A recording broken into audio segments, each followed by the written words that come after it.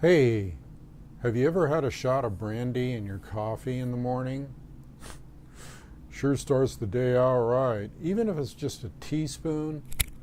Uh, oh, the flavor. Let me tell you. Well, I think I want to speak on a few things today that I watched Putin's speech yesterday. Not speech, it was a press conference. 3 hours. 3 hour long. I watched the whole thing.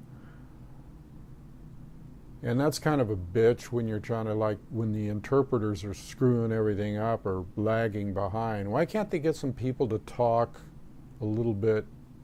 I guess they're doing the best they can, but I have a feeling there were some points missed.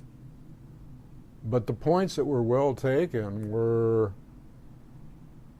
can you believe that there's actually a leader of state that can sit before a crowd of over 1,000 people, I think it was 1,400 people, press people from all over the world, including the BBC.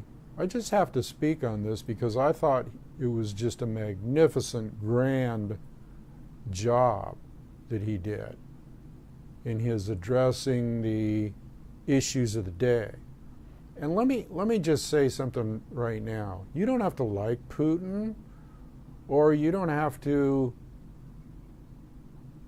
have a dog in the fight, as they say, or you take a side, or whatever. You can just look at things. And what I'm talking about here is the big picture. Even if you don't like Putin, if you look at the big picture, you're going to like certain things about him. Okay? And one of the things is the fact that this man can go 3 hours, and let me emphasize this, without a teleprompter like Daffy Duck in the White House here.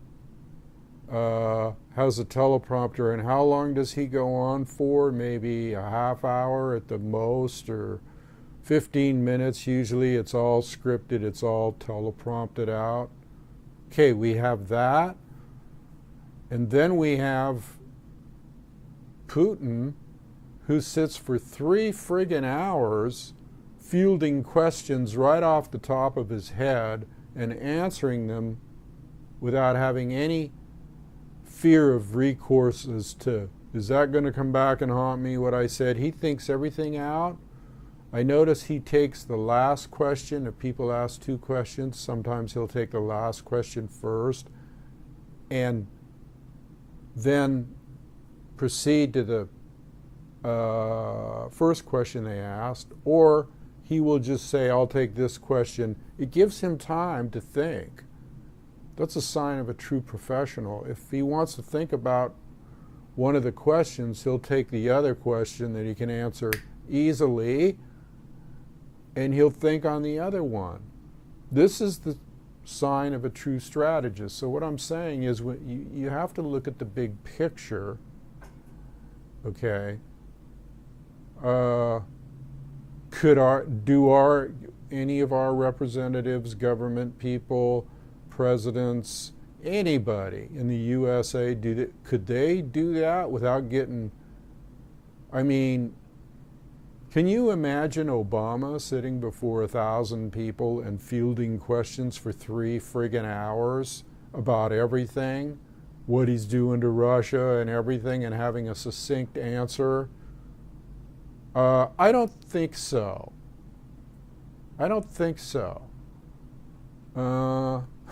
So, whether you like or dislike, you have to look at the big picture and say, who is the more thoughtful person? Who is the more intelligent person? Who is the more have their shit together person? Based on what you're seeing. Just to sit 3 hours without taking a piss break, excuse my French, is hard enough without dealing. And I read some commentary on these rags that are pro-Western, and they go, Softball questions. Are you kidding me?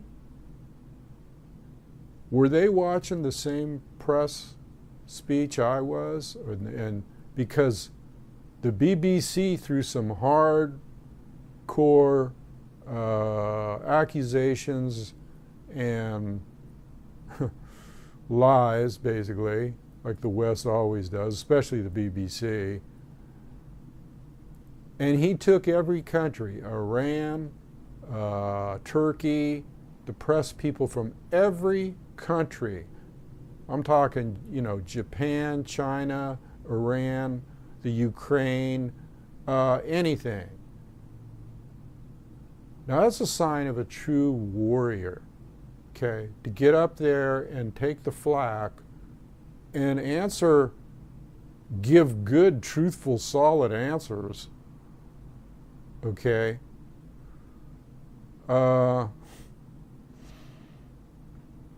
It amazed me. And then what really amazed me is the spin that came out afterwards from the Western media, like Bloomberg, saying that they were all set up and that it was all scripted for 3 hours, and him picking people just randomly, even over, he had a guy that was moderating, and he would even go over his head and say, no, let's listen to that person, or let's listen to that person.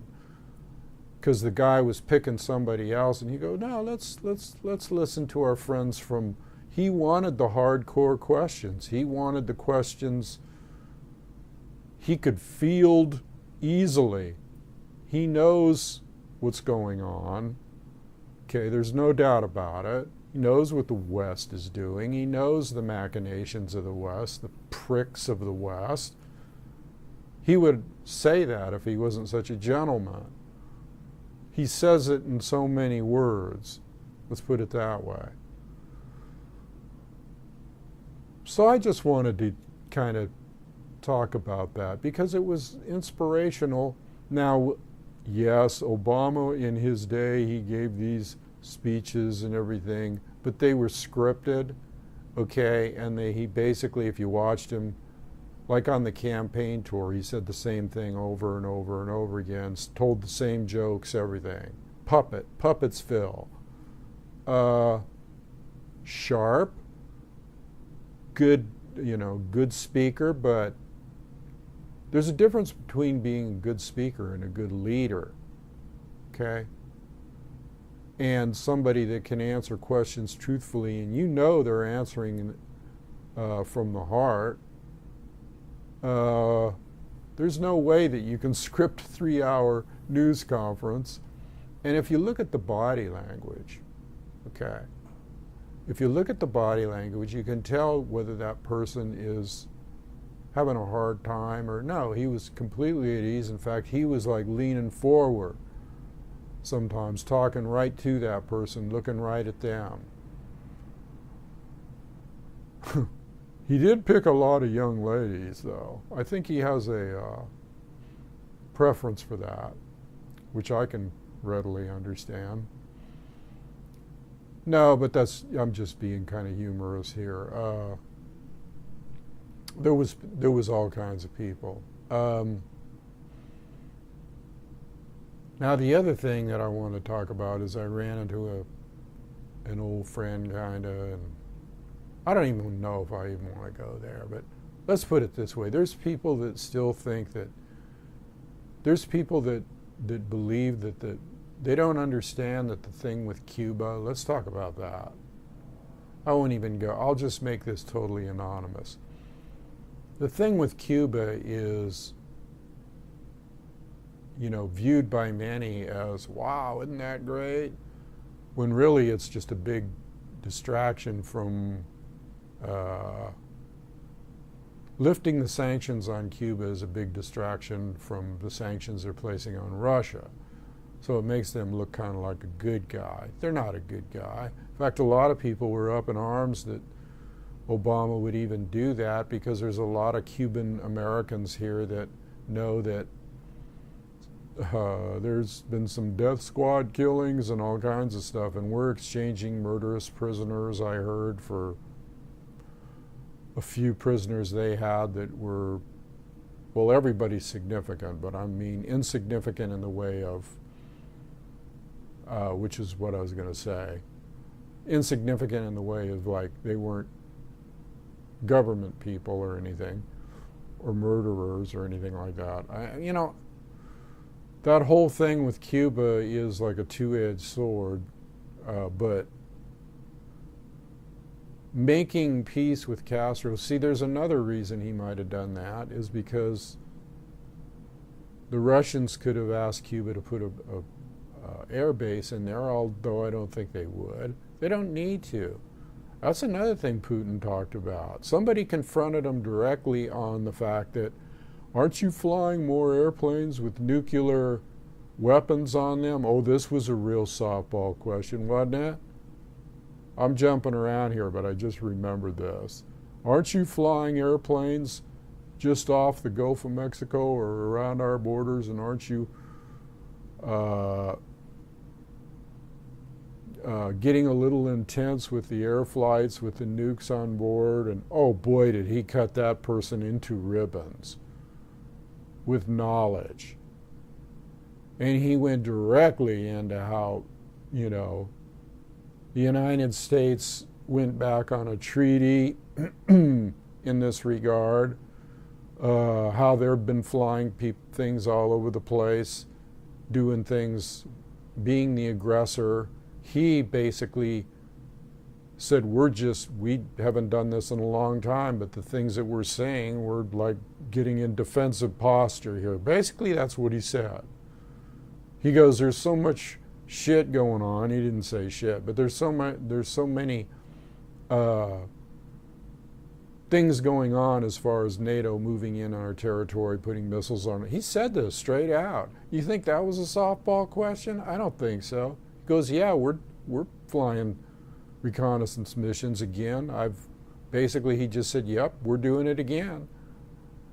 And he basically said, not out of fear, but just out of a precautionary measure, you know. That was not a softball question. Anyway, back to Cuba. So Cuba could be a big distraction, which I'm sure it is, to get everybody's mind off Russia. Not that anybody knows about Russia, and most people perceive, I was going to say, you know, I was going to start about what somebody said to me earlier. Well, somebody did, Putin's a megalomaniac or whatever, and I'm like, okay, well, that just changed I said I like Putin. I basically told him straight out, I like Putin. If people don't understand, they just don't understand. You can't beat them up, or they may think you're weird, but this brings me to another point where a person asked me, you know, you say people are sleepers and all this stuff, but I think I ought to clarify this, that they're brain dead and they're sleepers, and that they're zombified, and I've said all those things, and I mean them. Does that mean I don't like people? No, that does not mean that. Would I come on here and try to speak truth and wake people up if I didn't love people, if I didn't care about my fellow man? And that's what I told the person that asked this question. How could they think for 1 minute that you could you could sit up here and do videos and waste time for free, not get paid for it, or write books and not really make any money off them? How could anybody think that what am I doing this just for me? You know, is the rewards I get when people tell me, they tell me things like, wow, you really helped my day, or you really changed my outlook on life, or whatever. When I hear things like that, that's the payment, that's the reward I get.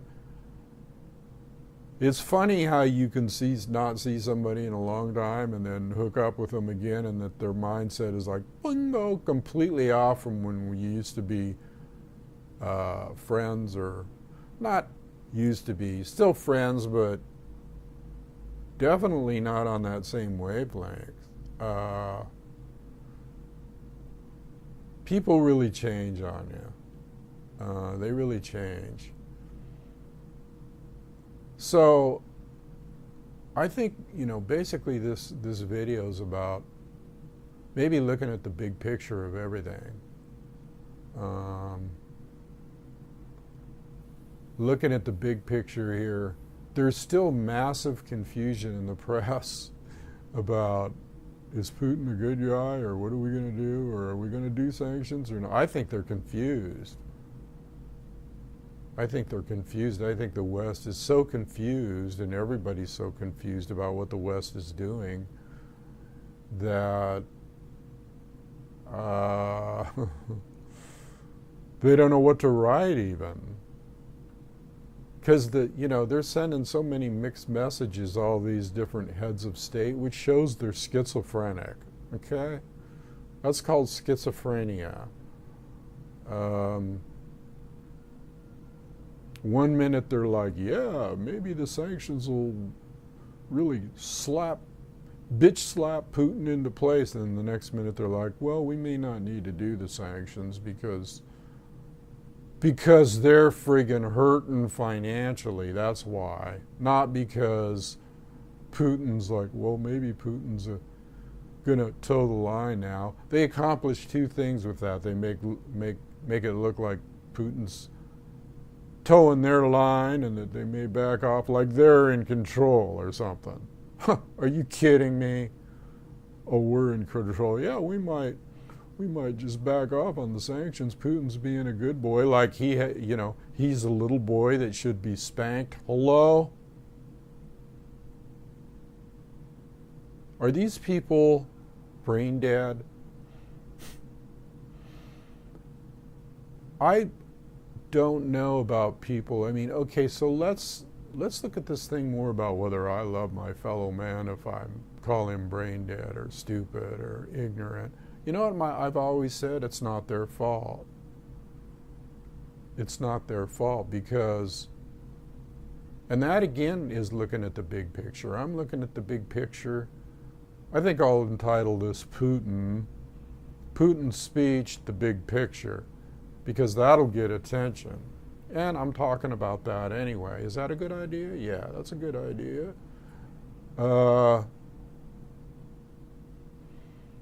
So we're looking at the big picture in regards to Putin's speech, to mankind, you got to look at the bigger picture. I've said this before, like a hawk flying high above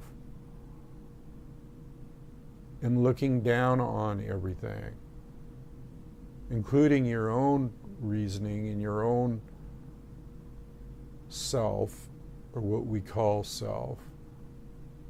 Just looking at that once in a while.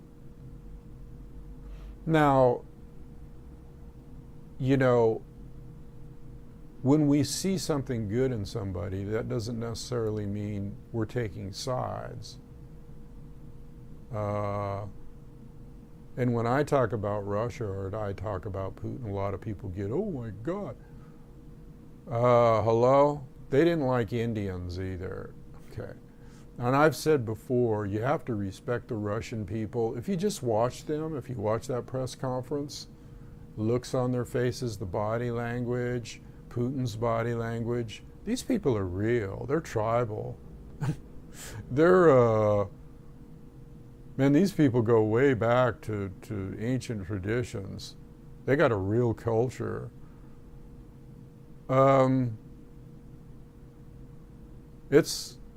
You got to look at the body language. You got to look at the bigger picture all the time. The big picture.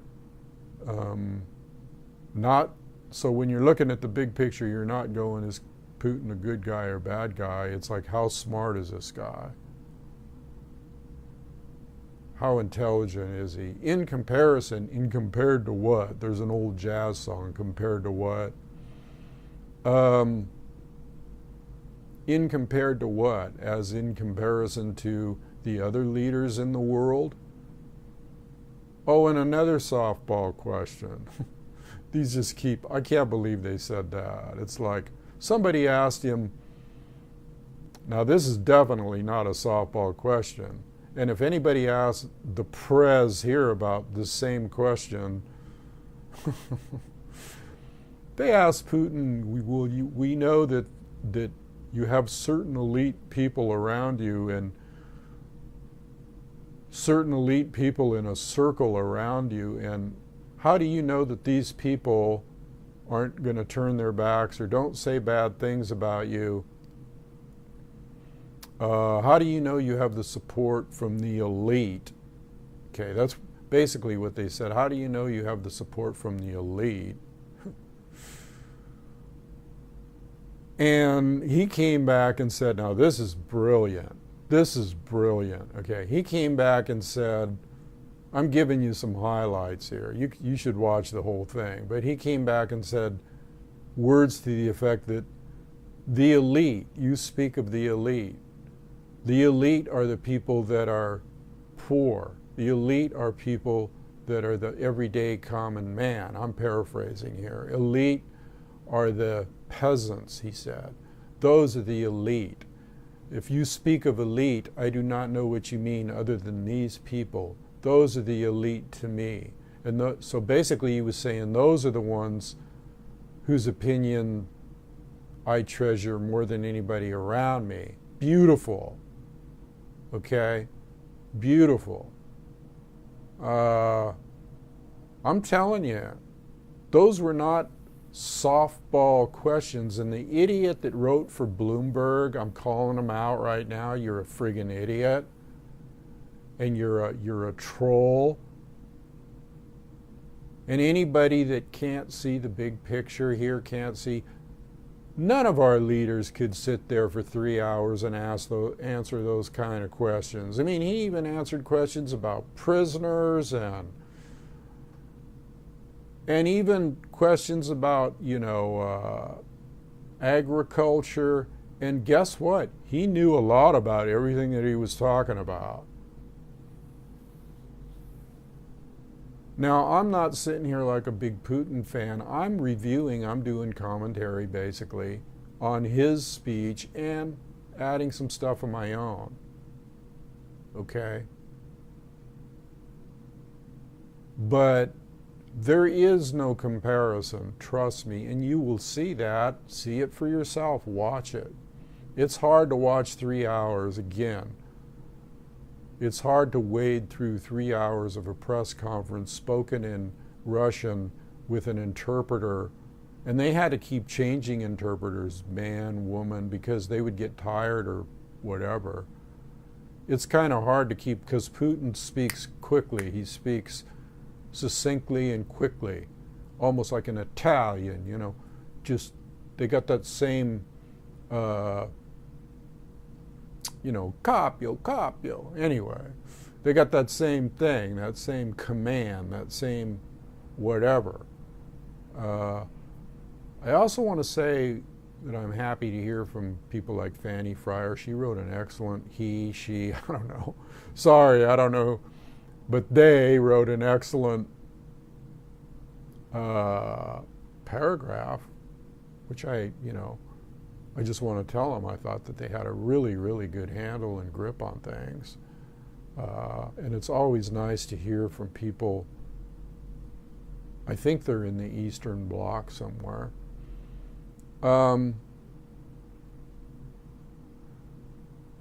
You got to look at the big picture, you got to look at, that's how you tell what's going on. Let me see, what else did I want to comment on? Greg Hunter did his weekly wrap up. That was a good one. It was pretty good. He's getting more and more in, hardcore, more to the point. Sometimes he gets sidetracked on the bullshit, and he doesn't get everything right, neither do I. I like it. Sometimes the guests he has on are, I don't know. At least he has guests. I don't have any. You want to be a guest?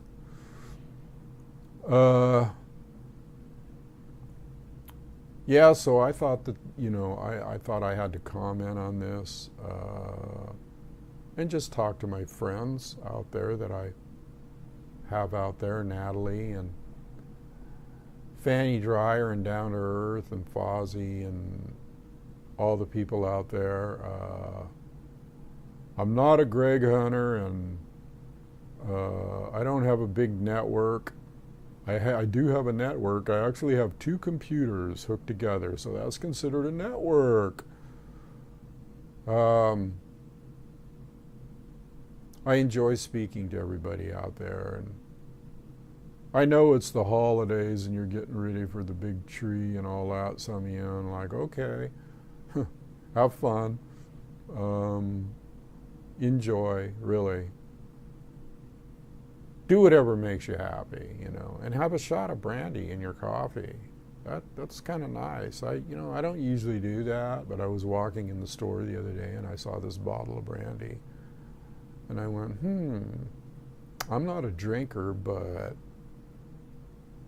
reading some of these Western books, they're talking about putting a shot of brandy or putting a shot of whiskey in your coffee, and I'm like, yeah, I used to do that actually.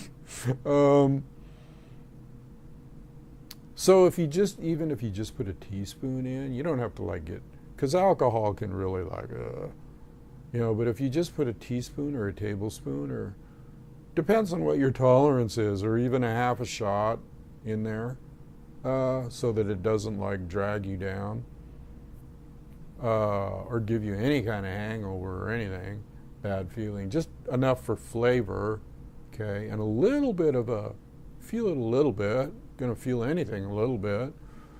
If you do that, wow, nice. That'll make your breakfast.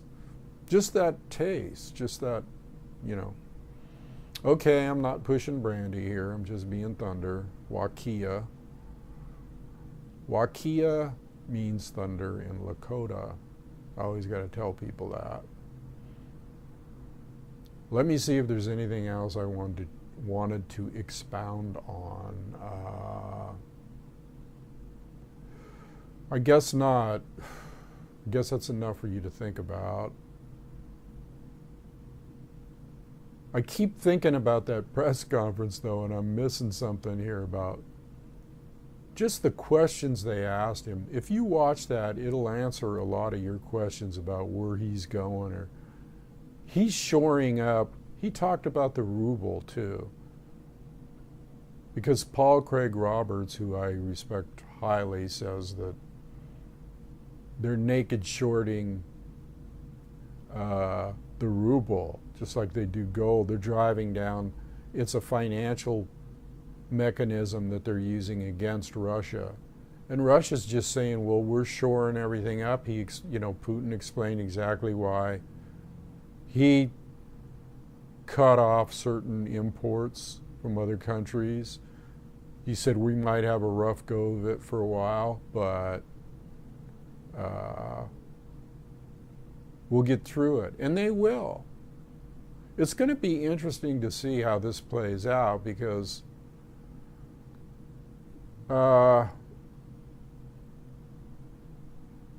you hope you're looking at the big picture. You never know, It's always best to remain somewhat detached from the whole friggin' thing.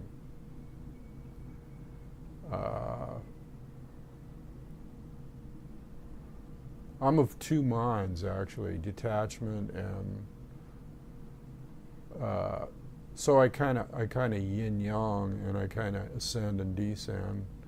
One day I'm like, I might be talking about world affairs, and the next day I might be talking about detaching from it all. Well, I guess you got to do both.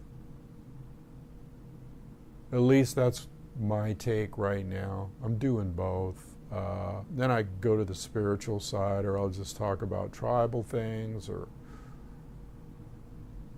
I like to make commentary, I guess, on things that I see that are inspirational to me. That's, You know, that's the key. Do things inspire you? Do they make you feel good? Or do they drag you down to some kind of mundane level? Is it something you're looking forward to seeing or hearing, or is it like, oh my God, not this again, you know? It really is an interesting chess match. I can't see that there's any, you know, it's like, you know, putting,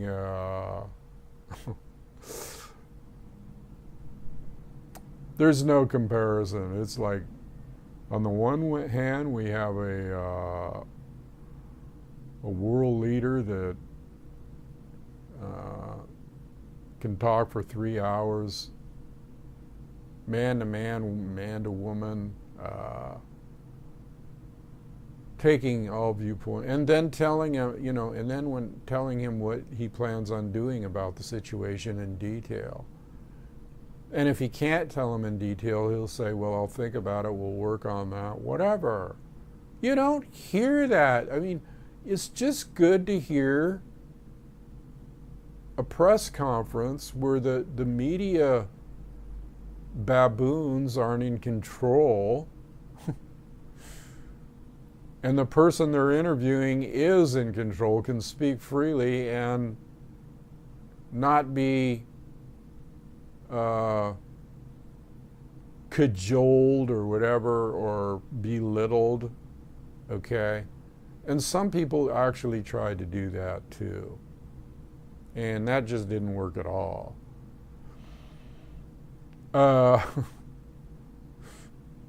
You know, Putin's even humorous. I keep remembering things, but somebody asked him something about, when they were asking about, can you be sure of your inner circle because some have said things contrary to your beliefs and have said things about you, and the humorous part was when he said, you got their names? You want to give me their names? And the guy goes, oh, well, no, they're anonymous, but, you know.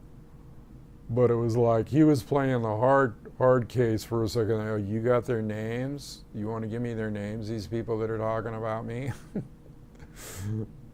I thought that was funny.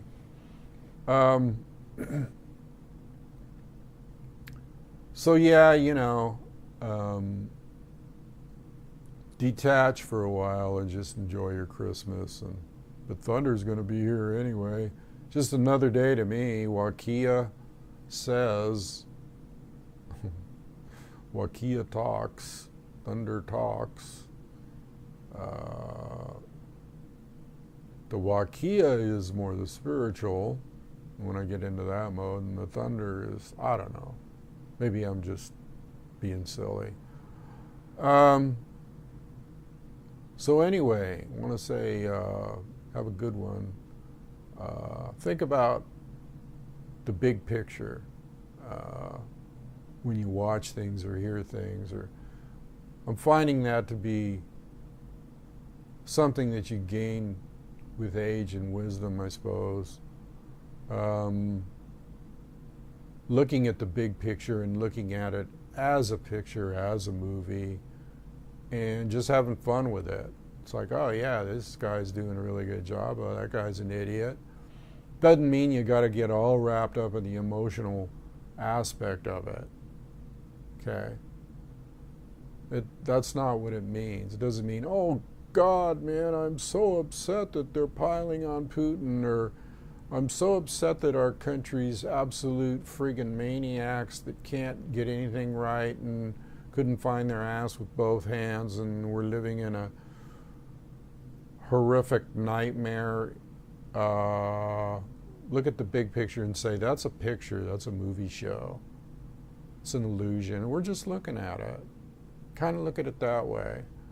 When you do look at it, not saying you got to look at it. Personally, right now, I'm going to do some other things I like doing, like been listening to more jazz lately and doing some artful things and just having fun. So you have the same, okay? Until I see you again, Vaya con Dios. Amigos and amigas. Adios.